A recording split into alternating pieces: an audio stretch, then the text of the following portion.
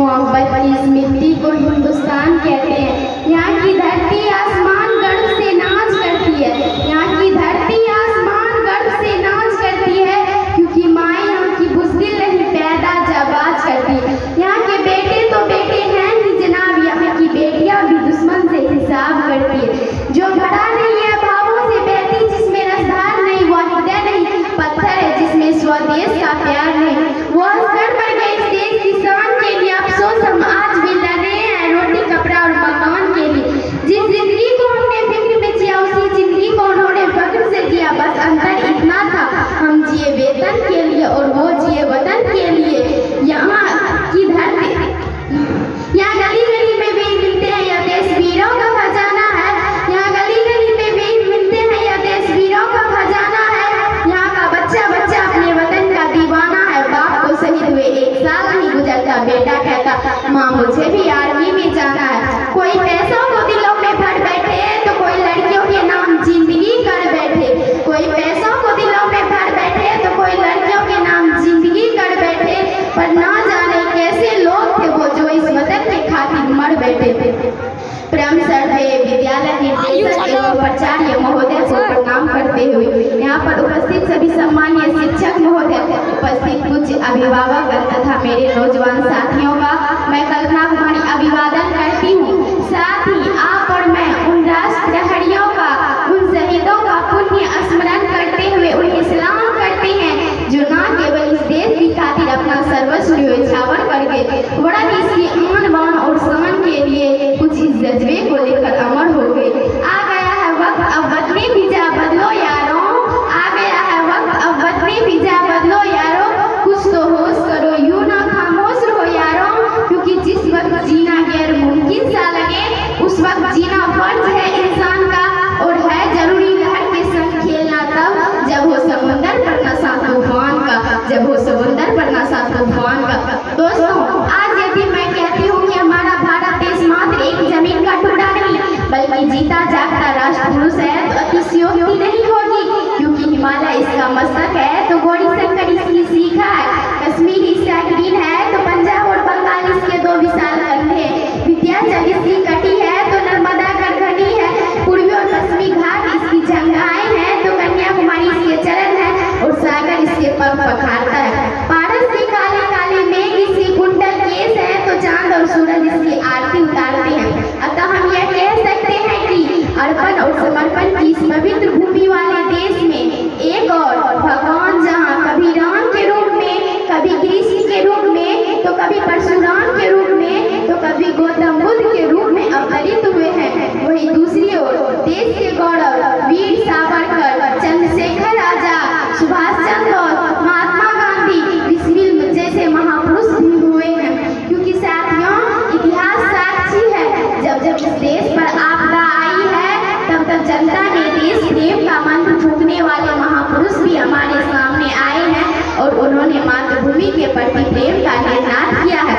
अतः ये हमारी परंपरा रही है कि विषम परिस्थितियों में भी निस्तेज हुए भारतवासी को कभी गोस्वामी तुलसीदास जी की मानस ने दिशा दिखाई, तो कभी गीता ने कर्म का ज्ञान दिया, जिससे समय समय पर हताश जन समुदाय प्रेरित होकर देश के प्रति जागरूक हो उठा। इतना सब जाने के बाद विडंबना देखिए साथियों, हमारे देश में गौरवशाली अतीत से अच्छा दिन। इस देश में चंद विलास से चंदों के धन दौलता और विलासता के कारण हमारी भारत माता को 200 वर्ष, जी हाँ पूरे 200 वर्ष अपने ही देश में अंग्रेजी बेरियां तले अपने मस्तक पर स्वतंत्रता का कलंक लगाना पड़ा, और स्वतंत्रता रूपी धानी चूनर को उसके ही सपूतों के खून के रंग से रंग दिया गया।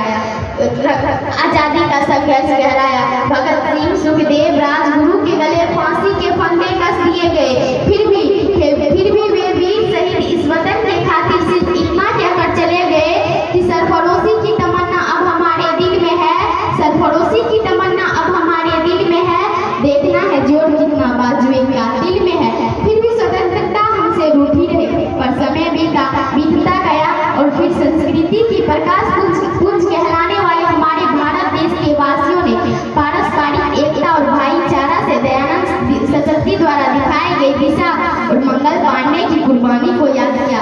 शिवा और लक्ष्मीबाई की तलवारें चमक उठी,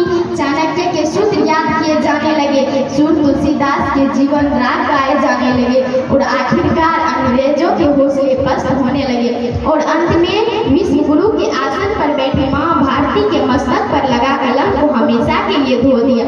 हम आजाद हो गए। वह दिन था 15 अगस्त 1947। दोस्तों, यदि इस तिरंगे के परचम को अक्षुण्ण बनाए रखना चाहते हैं तो हमें याद रखना होगा कि बेबुलंद हौसले, बेदृढ़ संकल्प जिनके दम से पुनः हम अपनी महानता का शंखनाद किया था वे कभी ध्वस्त न हो, क्योंकि जब हम परतंत्र रहते हुए अपने हमवतनों के लाशों को अपने कंधे पर ढोते हुए यह सोचते थे कि ऐसी गुलामी से तो मरकर आजाद होना बेहतर है, क्योंकि तब आजादी हमें बहुत दूर लगती थी और आज आजादी हमारे हाथ आए तो हम उसके प्रति बाहर सोते नजर आ रहे हैं, जिसके परिणाम स्वरूप एक और जहां अपराध, भ्रष्टाचार, प्रकृति, पर्यावरण और प्रदूषण के आलम से जरे जमा हो रहे हैं, वही दूसरे और पुनः आतंकी हमले हो रहे हैं, जिसे देख मैं आज ये कहने पर मजबूर हूँ साथियों, भगत सिंह तुम वीरता लेना गाया भारतवासी की, भगत सिंह तुम वीरता लेना गाया भारतवासी की, कहीं देशभक्ति के लिए तुम्हें फिर न मिले सजा फांसी की, कहीं देशभक्ति के लिए तुम्हें फिर न मिले सजा फांसी की। आज 15 अगस्त है, यानी स्वतंत्रता दिवस। इस स्वतंत्रता दिवस के शुभ अवसर पर मैं देशभक्ति और राष्ट्र निर्माण के बारे में बात करना चाहूंगी। देशभक्ति और राष्ट्र निर्माण है क्या? आज मुझे खुलकर बोलना है और आप सभी को समझकर सुनना है। मैं नहीं मानती कि राष्ट्रगान के 52 सेकंड खड़े होकर गाना या वंदे मातरम और भारत माता के जय के नारे ही लगाना ही देशभक्ति है, क्योंकि महोदय ये वो सदी है जहाँ नीति, नियम, नैतिकता जैसे मूल्यों की धज्जियां उड़ाते मुझे लोग नजर आते हैं। ये वो सदी है जहाँ सत्य, अहिंसा, सदाचार, स्नेह जैसे मूल्य कौड़ी के भाव बेचते लोग मुझे नजर आते हैं। ये वो सदी है जहाँ दो भाई भी शांति, अमन, चैन के साथ बड़ी मुश्किल से जीते नजर आते हैं। जिस देश के युवा Facebook, WhatsApp, Instagram, social media sites पर सेटिंग, डेटिंग, चैटिंग, जैसे माया जाल में फंसे नजर आते हैं, माया जाल में फंसे नजर आते हैं। अरे मुझे तकलीफ तो तब होती है जब ये समाज के नौजवान जिसके कंधे पर जिम्मेदारी है राष्ट्र निर्माण की, देश समाज की आसन को जोड़ कर रखने की, वही युवा आज पबजी गेम में डूबा और शराब की लत में भीगा नजर आता है। पबजी गेम में डूबा और शराब की लत में भीगा नजर आता है। इस मुल्क को खतरा ना हिंदुओं से है और ना मुसलमानों से है। इस मुल्क को खतरा ना हिंदुओं से है और ना मुसलमानों से है। इस मुल्क को खतरा तो बेईमानों और गद्दारों से है। उस मुल्क को खतरा तो बेईमानों और गद्दारों से है। एक सैनिक बनकर सेना में जाना ही देशभक्ति नहीं होती। एक सैनिक बनकर सेना में जाना ही देशभक्ति नहीं होती।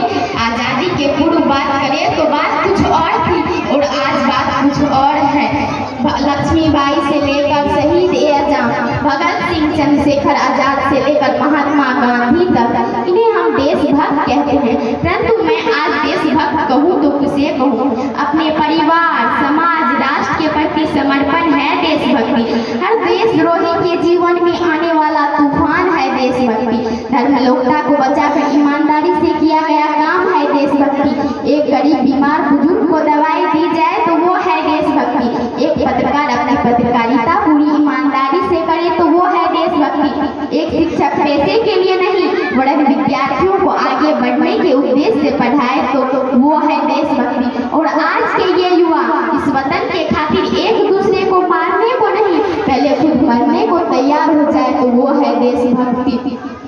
तो मैं इस देशद्रोही से कहना चाहूंगी, ए हवा में जहर घोलने वाले भी जाए, ए हवा में जहर घोलने वाले भी जाए। हमारे इशारे से बदल दिए तुम क्या तस्वीर बदलोगे? हमारे शेरों की जिगर में हमारे हिंदुस्तान की शेरों की जिगर में माँ भारती बसती है, माँ भारती बसती है। और आज मैं राजनीति की बात करूं तो मुझे राजनीति से कोई परहेज नहीं है। मुझे परहेज है राजनीति करने वाले राजनेताओं के राजनीति से। चुनाव का उम्मीदवार राजा नहीं, एक सेवक होना चाहिए जो जनताओं के हर समस्या का निदान कर सके, जो जनताओं के हर समस्या का निदान कर सके। और हाँ, संसद में जब लड़ झगड़ कर नहीं परंतु सोच समझकर फैसले लिए जाएंगे हमारा राष्ट्र निर्माण तब संभव होगा। आज राजनीतिक भ्रष्टाचार और काला धन इस देश के प्रमुख कलंक है। जहाँ इंसान गुजर जाता है लेकिन इस ढंग से हम सोने की चैन तो खरीद सकते हैं, लेकिन नींद की चैन सो नहीं सकते हैं। इसका मैं दावा कर सकता हूँ, हमारा राष्ट्र निर्माण तब संभव होगा जब एक गरीब के झोपड़ी को बदलकर उसका अपना घर होगा, जब किसानों के खेत में पानी पहुँचाया जाएगा। हमारा राष्ट्र निर्माण तब संभव होगा जब हमारे देश के कॉलेज और विश्वविद्यालय राजनीतिकता के अड्डे नहीं वरन शिक्षा के मंदिर कहलाएगा। तब हमारा राष्ट्र निर्माण संभव होगा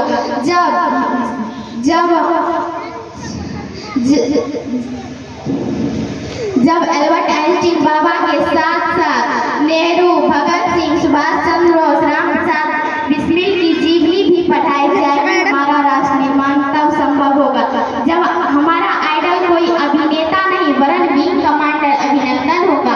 विंग कमांडर अभिनंदन जैसा कोई वीर योद्धा होगा। तब हमारा राष्ट्र निर्माण संभव होगा जब पेपर लीक नहीं होंगे, युवाओं के भविष्य के साथ खिलवाड़ नहीं होगी। तब हमारा राष्ट्र निर्माण संभव होगा। और अंत में मैं कुछ पंक्तियों के साथ अपनी वाणी को समाप्त करना चाहूँगी। काश मेरी जिंदगी में सरहद की कोई शाम आ जाए, काश मेरी जिंदगी में सरहद की कोई शाम आ जाए, काश मेरी जिंदगी मेरे वतन के काम आ जाए, काश मेरी जिंदगी मेरे वतन की काम आ जाए। ना खौफ है मौत की, ना आरज़ू है जन्नत की, ना खौफ है मौत की, ना आरज़ू है जन्नत की, पर जब कभी जिक्र हो शहीदों का तो उसमें एक मेरा भी नाम आए। पर जब कभी जिक्र हो शहीदों का तो उसमें एक मेरा भी नाम आए। जब कोई पूछे मेरे बारे में तो ये पहचान लिख देना, जब कोई पूछे मेरे बारे